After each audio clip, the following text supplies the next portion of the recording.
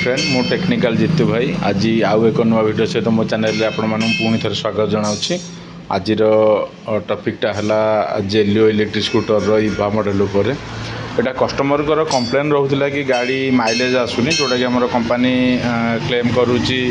आमर 200 किलोमीटर रू 180 किलोमीटर आसो माइलेज यहाँ कस्टमर जेहेतु कंप्लेन थिला आम बर्तमान या देखुचे सब बैटेरी सब खोलिक आम टेस्टिंग टोटाल प्रोसेस सरी जाइए बर्तमान बैटेरी सब इंस्टॉल करा सरी इंस्टॉल करला सरला पर आम देखिलु गाड़ी बैटेरी ठीक अच्छी गाड़ी सब प्रोग्रामिंग सब ठीक ठाक अच्छी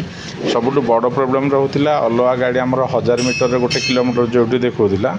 एठी आमर कौन करूला पाखापाखि 1.5 किलोमीटर गलापर 1 किलोमीटर शो करूला जो कि आमर माइलेज गणवे असुविधा होला तेणुक आम यार गोटे प्रोसेसिंग जोटा कंपनी ये जाना पाइलु बर्तमान से प्रोसेसिंग करने एटा आम फास्ट करने आगु मन रखा आवश्यक कौन कि आम फास्ट हेडलाइट स्विच को ऑन करने ऑन कलापर आम इग्निशन टाक ऑन करवा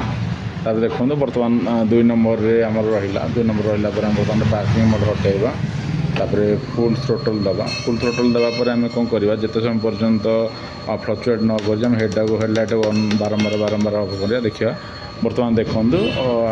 लाइट बर्तमान अप डाउन हुआ स्टार्ट कला ठीक अच्छे बर्तमान आम इंडिकेटर देदेवा लेफ्ट साइड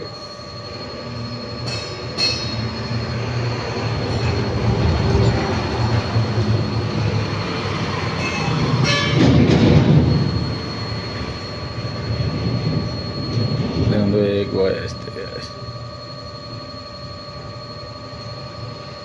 आम बर्तमान ये देखूँ जो बढ़ी बढ़ी जाए माइलेज आमर किलोमीटर बढ़िया संभावना अच्छी बर्तमान कौन करवा 0 रू पुणी आउे 45 होगा पर्यंत ही आम वेट करवा देखूँ 19 होगा पुणी आउे से 0 रू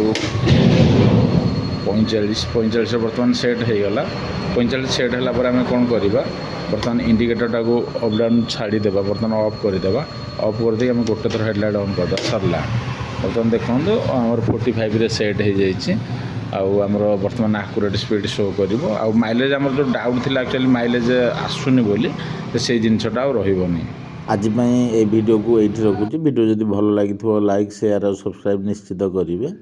धन्यवाद।